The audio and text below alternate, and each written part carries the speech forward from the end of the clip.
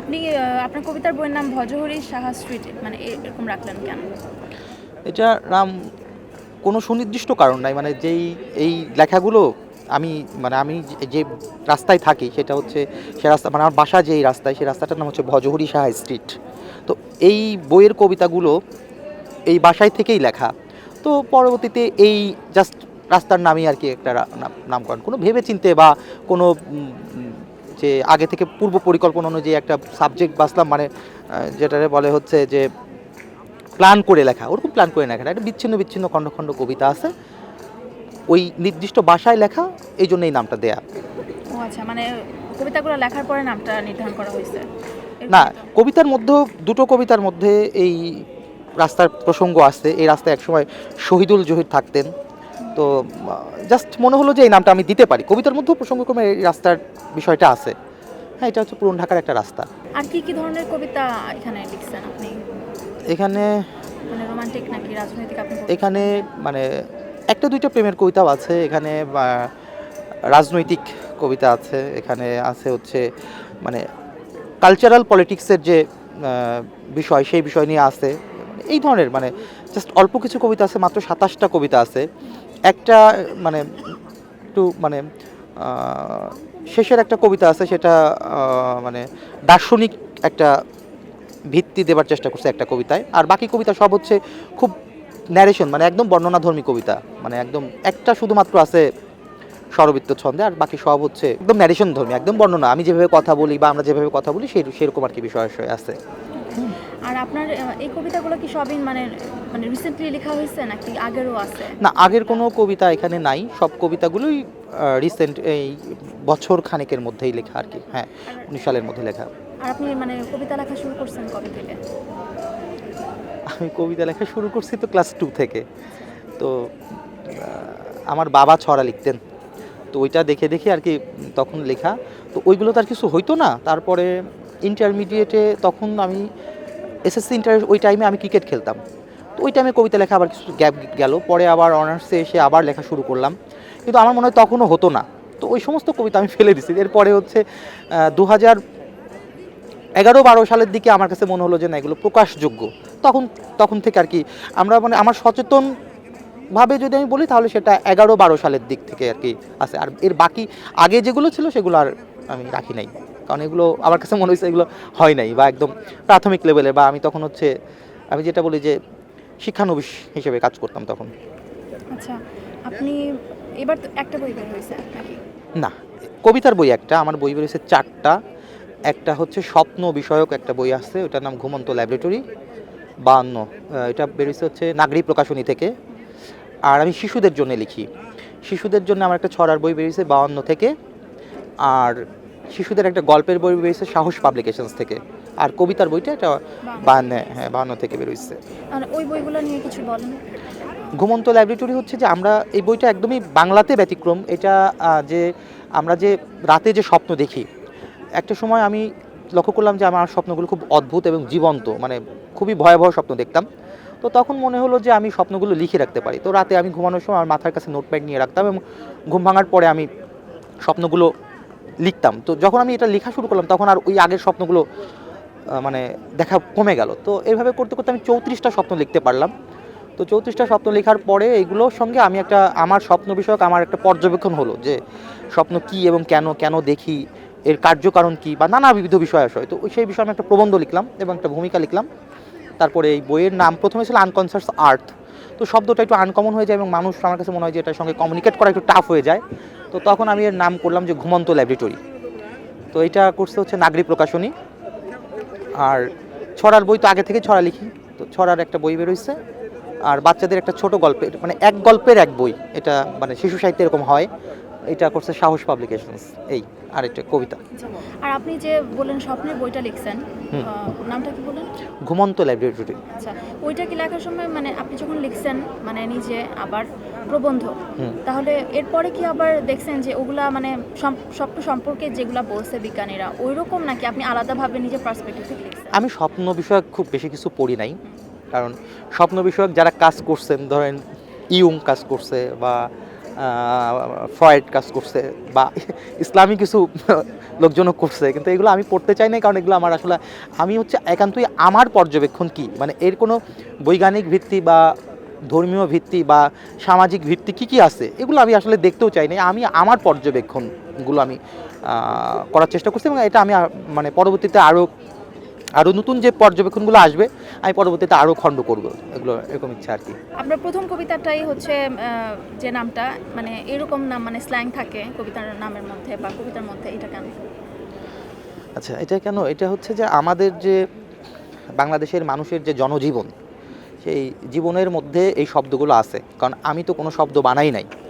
তো এই শব্দগুলো আমাদের মানে জনগণের মধ্যে মানে গালি যে শব্দগুলো বলা হয় বা গালিবাচক যে শব্দগুলো আছে, এখানে আপনার ব্যবহারটা দেখতে হবে যে এটার বিকল্প কোনো শব্দ আসলে সঠিক হতো কিনা। আমার কাছে মনে হয়েছে যে আমি যে শব্দগুলো ব্যবহার করি মাঝে মধ্যে, খুব কম, কিন্তু এই শব্দগুলোর কোনো বিকল্প আর নাই। তো ফলে যেহেতু, এবং দেখেন যে এটা ভাষার মাস চলতেছে, তো বলা হয় যে ধরেন যখন 52 সালে বা যে কোনো সময় যখন ভাষা নিয়ে যে আন্দোলন হয়েছিল, সেই সমস্ত প্লাকার্ডে কি লেখা ছিল যে এই শব্দগুলো বাদ দিয়ে ভাষা আন্দোলন হচ্ছে, বা এই শব্দগুলো বাংলার শব্দ না। আকাশ, বাতাস, নদী, নালা, যে এই সমস্ত শব্দ যদি বাংলা ভাষার সম্পদ হয়, তাহলে চ বর্গীয় বা অন্যান্য গালিবাচক শব্দগুলো বাংলা ভাষার সম্পদ। তো এই শব্দগুলো তো বাঁচায় রাখার দায়িত্ব একজন লেখকের অবশ্যই। তো এখন আমি যে ওটা জোর করে বাঁচাইতে চাচ্ছি ব্যাপারটা তাও না, খুব প্রবলভাবে এই শব্দগুলো সোসাইটির মধ্যে মানুষের মধ্যে আছে, এবং আপনিও গালি রেগে গেলে গালি দেন না, তো সেটা কবিতার মধ্যে আসতে পারে না, সাহিত্যের মধ্যে আসতে পারে না। তো ধর আপনি যদি উপন্যাস লিখতে যাইতেন, উপন্যাস লিখতে গেলে উপন্যাসের একটা চরিত্র ধরা যাক যে সে একজন রিক্সা চালক, সে কি গালি দেয় না কখনো? গালি তো দেয়। তো সেই সমস্ত শব্দ মানে খুবই প্রাসঙ্গিকভাবে আসে আমার কবিতায়, এবং অপ্রাসঙ্গিক বা যদি কোনো বিকল্প সঠিক বিকল্প থাকে তাহলে আমি সেটা বিকল্পটাও ব্যবহার করার চেষ্টা করি, কিন্তু যেহেতু এটার আমি যে ধরনের শব্দ ইউজ করছি আমার কাছে মনে হয়েছে যে এর কোনো বিকল্প আমার কাছে নাই, তো আমি করছি। মানে আপনি বিকল্প থাকলে কি আপনি না, যদি ইউজ করতেন না? না যদি সঠিক বিকল্প থাকতো তাহলে আমি সেটা অবশ্যই চেষ্টা করতাম যে বিকল্প একটা শব্দ নেয়ার। তো আর ঘটনা হচ্ছে যে কবিতা তো ধরেন একটা নির্বাচিত লোকজন পড়ে, সবাই তো কবিতাগুলো পড়বে না। তো সবাই যেহেতু কবিতা পড়বে না, সবার জন্য বিষয় আসা এগুলো তো দরকারও নাই। তো ফলে আমি লিখি কিছু নির্বাচিত পাঠকের জন্য, অল্প কিছু লোকজন বই কিনে, তো তারা পড়বে এই ও নির্বাচিতদের জন্য লিখেন? নির্বাচিত যদি বলতে যে ধরুন কবিতা তো সবসময় কম লোক পড়ছে, অতীতেও কম লোক পড়ছে, এখনও কম লোক পড়ে, খুব বেশি একদম জনগণ বলতে আমরা যারা বুঝি ধরেন সবাই তো আর বই কিনে না, ফ্রিতেও কবিতা পড়ে না। তো অল্প কিছু লোকজন বই কিনে, এবং আমার মনে হয় যে যারা কবিতা পড়ে বা কবিতা সংশ্লিষ্ট মানুষ তারা এটাকে খুব সহজভাবেই নেয়, কারণ এটা খুব নেয়ার কথা না, যে খুব এটা বাজেভাবে নেয়ার কথা না, ওইটুকু সেন্স তো তাদের আছে। কারণ কবিতা পড়তে গেলে আমার মনে হয় যে একটু প্রস্তুতিরও দরকার আছে, যে হুটহাট করে তো মানে হুট করে তো আমার কবিতা পড়বে না, তার তো একটা ধারাবাহিকতা আছে। সে হয়তো রবীন্দ্রনাথ নজরুল পড়ছে, তারপর হয়তো জীবনানন্দ দাশ পড়ছে, শামসুর রহমান আল মাহমুদ পড়ছে, দেন তারপরে হয়তো আমার কাছে আসছে। তো ফলে হুট করে কেউ হঠাৎ করে পড়তে গেলে একটা বিচ্ছিন্ন জায়গায় কবিতা একটা বিচ্ছিন্ন কবিতা পড়তে গেলে হয়তো তার একটু অস্বস্তি হতে পারে কোনো কোনো কবিতায়, কিন্তু যদি একটু ধারাবাহিকতাও থাকে, অল্প বিস্তর ধারাবাহিকতাও থাকে, তাহলে আর আমার মনে হয় না যে এটা নিয়ে ওই অর্থে কোনো সমস্যা হবে। আচ্ছা, আপনার প্রচ্ছদটা নিয়ে বলেন। প্রচ্ছদ করছে একটা নতুন ছেলে, ওর নাম তৃত। এইটা আসলে একটা ফটোগ্রাফি থেকেও করছে, একটা রাস্তার সম্ভবত, হ্যাঁ পুরনো ঢাকার, সম্ভবত বজরিশা স্ট্রিটের ওর ছবিটা নিয়ে এটা করছে। যদিও আমার খুব বেশি পছন্দ হয় নাই, আমার অপছন্দ হয় নাই। আর এই লেটারিংটা করে দিছে হচ্ছে সাইফ সিরাজ, ক্যালিগ্রাফিটা করে দিছে, আর এটা বাকিটা সব তৃতই করছে। তো আপনার পছন্দ হয়নি তাইলে এটা রাখলেন কেন? বই তো একটা এবছর বেরোলো, আর প্রচ্ছদ তো গুরুত্বপূর্ণ কোনো ঘটনা না, আমি প্রচ্ছদই দিতে চাই না, প্রচ্ছদ লাগবে না, মানে সাদা কাগজ থাকলো, কারণ আমি তো বইটা লিখছি আসলে টেক্সট লিখছি। এখন এই প্রচ্ছদ না থাকলেও আসলে কিছু না, প্রচ্ছদ না থাকলেও তো একটা প্রচ্ছদ হয়ে যায়। যদি আমি এখানে সাদা দিয়ে দিলাম আর কালো কালি দিয়ে লিখে দিলাম, আমি তো লিখছি বই, প্রচ্ছদ তো আর লিখি নাই। তো প্রচ্ছদ ওরকম গুরুত্বপূর্ণ কিছু আমার কাছে কখনোই মনে হয় নাই। আচ্ছা, আর পিছনে মানে এভাবে আসতেছে রিক্সাটা, এটা আমার একটু লাগলো। না, আমার কাছে মনে হলো যে এই পাশে তো একদম ফাঁকা পড়ে আছে, তোর আমি বললাম যে তুমি পেছনের দিকেও কিছু দিয়ে দেওয়ার চেষ্টা করো। তো পেছনের দিকেও একটু দিয়ে দিল, আর তাতে হয় কি যে দেখতে একটু সুন্দর লাগলো। এই আপনি মানে কবিতা লেখার ক্ষেত্রে মানে কবিতার পাঠকরা মানে ওনাদের সাথে যোগাযোগটা কিরকম, বা ওরা কিভাবে এটা নেয়? পাঠকের সঙ্গে যোগাযোগ আধ্যাত্মিক, আধ্যাত্মিক যোগাযোগ বলতে যে এই আমি যখন কবিতা লিখি তখন তো পাঠক মানে অধিকাংশ কবিতায় পাঠক লক্ষ্য থাকে না, কিছু কিছু কবিতায় লক্ষ্য থাকে, পাঠক লক্ষ্য থাকে না। আমি প্রথমত নিজে লিখলাম, নিজে একটু ভালো লাগলো কোনো কোনো কবিতায়, কোনো কোনো কবিতায় ভালো লাগলো না, তো লেখার পরে ওটা তো আমি আমি তো যেহেতু কোনো পত্রিকায় বা ব্লগে বা কোনো লিটল ম্যাগ আমি কোথাও লিখি না, আমি আমার ফেসবুক আইডি ছাড়া আমি আর কোথাও লিখি না। আর একটা জায়গায় লিখি, সেটা হচ্ছে সরাসরি বই। তো ফলে মানে ফেসবুক থেকে কিছু পাঠক জানে, বইয়ের মাধ্যমে কিছু পাঠক জানে।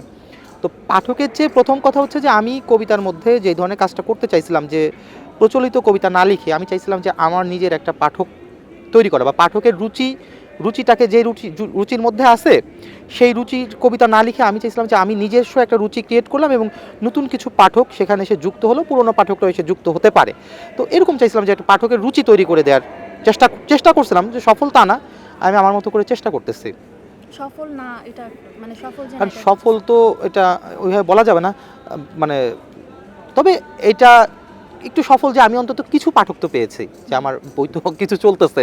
কারণ যেহেতু কবিতার বই অধিকাংশ ক্ষেত্রে দেখা যাচ্ছে নিজের টাকা দিয়ে বই বের করতে হচ্ছে, সেক্ষেত্রে দেখা যাচ্ছে আমি বই, যেমন ওরা পাণ্ডুলিপিটা নেওয়ার আগে আমার বাসায় এসে আমাকে কিছু টাকা দিয়ে গেছে, টাকার পরিমাণটা খুব কম, কিন্তু টাকা দিয়ে পাণ্ডুলিপিটা নিছে এবং বই বিক্রি হবার পরেও কিছু টাকা দেবে। তো এই যে ওই যে একজন প্রকাশক বসে আছে পাশে, উনি আশা করি যে মেলা শেষ হওয়ার আগে কিছু টাকা দিবে। এই যে প্রকাশক কিছু টাকা দিচ্ছে, এর মানে হচ্ছে যে বইটা নিশ্চয়ই কিছু বিক্রি হচ্ছে এবং পাঠকের কাছে যাচ্ছে।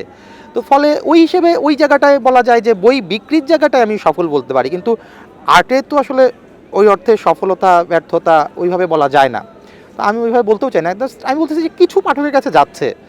কবিতার বই আবার বেশি চলাও অশ্লীলতা, অনেক অনেক অনেক কবিতার বই অনেক চলে, এটা এটা তো আসলে মানা যায় না। আপনার মানে ওনাদের, আপনি কি একটা মানে রুচির পাঠক তৈরি করতে পারছেন কি না, মানে আপনার খুব কবিতার জন্য? হ্যাঁ, খুব সীমিত আকারে, আমার কাছে মনে হয় যে খুব সীমিত আকারে তৈরি হয়েছে, খুব সীমিত আকারে তৈরি হয়েছে। আর আমি বলতেছি না যে এই ধরনের কবিতা বা এই যে স্ল্যাং, এই ল্যাঙ্গুয়েজ যে আমরা প্রথম শুরু করছি ব্যাপারটা তা না। এটা কিন্তু অনেকে অশ্লীলতা চাপাই দেওয়া হয়, সাহিত্য তো আসলে অশ্লীল বলে কিছু নাই। আর আমরা যে জিনিসটা করতেছি এটা তো 400 বছরের আগের বাংলা সাহিত্যের মধ্যেও এই এই এই ধরনের বর্ণনা আছে, যেমন ভারতচন্দ্রতে আছে, আপনার আলাওলে আছে, ইভেন আমাদের আগে ইমিডিয়েট আগে আমরা দেখছি যে রাইসু ভাইদের জেনারেশনেও তো হয়েছে, রাইসু ভাই নিজেও লিখছে এইসব শব্দগুলো ইউজ করছে, এখন আপনিও এইসব শব্দ ইউজ করতেছেন, তো এগুলো তো স্বতঃস্ফূর্তভাবেই হচ্ছে। তো ফলে এটা মানে আমার মনে হয় যে আমি এককভাবে যে পাঠক তৈরি করতেছি ব্যাপারটা তা না, আমরা সম্মিলিতভাবে আমার মনে হয় যে একটা নতুন পাঠক আসতেছে, যারা মানে কোমল, মানে দুতুপুতু যেই কবিতাগুলো চিপলে খালি মানে ধরেন রক্ত বেরোলো, হাহাকার বেরোলো, তার বাইরে যে একটা নতুন পাঠক শ্রেণী অবশ্যই হয়েছে, যে যারা হচ্ছে এ ধরনের কথাবার্তা নিতে পারতেছে। যেমন এই বছর এই বইমেলায় মার্জুক ভাইয়ের একটা বই প্রায় এখন পর্যন্ত শুনলাম যে 10,000 কপির উপরে চলছে। তো তার কবিতা তো মানে একদম লুতুপুতু টাইপের কবিতা না, তার কবিতা তো অনেক কি বলবো যে স্ল্যাংও থাকে, তো সেটাও তো মানুষ গ্রহণ করতেছে, খুব সহজভাবে গ্রহণ করতেছে। যদিও আতের লোকজন গ্রহণ করতে পারতেছে না, তাদের একটু সমস্যা হচ্ছে, কারণ একটা প্রথাকে ভেঙে দেওয়া হচ্ছে। আচ্ছা, আর আপনারও আপনি বলতেছেন যে ফেসবুকে কেউ যদি লিখে তাহলে আপনি সেটা আবার তাকে না, বলেন যে আমি কেন করি, যে এটা করি হচ্ছে যে ধরেন আমি আমার বইয়ের অন্য একজন প্রচারণা চালাচ্ছে, এটা আমার দরকার নাই। কারণ হচ্ছে আমি আমার বইয়ের যে ভার, এটা তো আমি লিখছি, আমার বইয়ের ভার তো বহনে আমি অক্ষম না। আমি যখন অক্ষম হব তখন না হয়তো অন্য একজন আমার হয়ে প্রচারণা চালাবে, কারণ আমার তো গলা আছে, আমি তো কথা বলতে পারি, আমার বইয়ের প্রচারণা আমিই চালাই আপাতত। আমি বলতেছি না যে আমি প্রচারণার বিপক্ষে, আমার অবশ্যই টাকা, আমার যদি উদ্বৃত্ত টাকা থাকতো, অনেক টাকা থাকতো, তাহলে আমি আটা ময়দা সুজির যেভাবে বিজ্ঞাপন টেলিভিশনে দেয়া হয়, আমি অবশ্যই আমার বইয়ের বিজ্ঞাপন আটা ময়দা সুজির মতো দিতাম। আমি অবশ্যই পত্রিকার প্রথম পৃষ্ঠায় যেভাবে সিমেন্টের বিজ্ঞাপন দেওয়া হয় সেভাবে সিমেন্টের মতো বিজ্ঞাপন দিতাম। কিন্তু আমি এইটা হচ্ছে আপাতত চাচ্ছি না যে আমার বইয়ের বিজ্ঞাপন কোনোভাবে কোনো নিউজ, যেটা পিআর নিউজ আছে না, যে আমি নিজে বই করলাম, আমি নিজেই নিউজ লিখে 10টা, আমি নিজে সাংবাদিক ছিলাম 5 বছর, আমি চাইলে আমার বইয়ের 20টা নিউজ করাইতে পারি, আমি চাইলে 5টা টেলিভিশনে যে সাক্ষাৎকার দিতে পারি, কিন্তু আমি নিজে এটা চাচ্ছি না।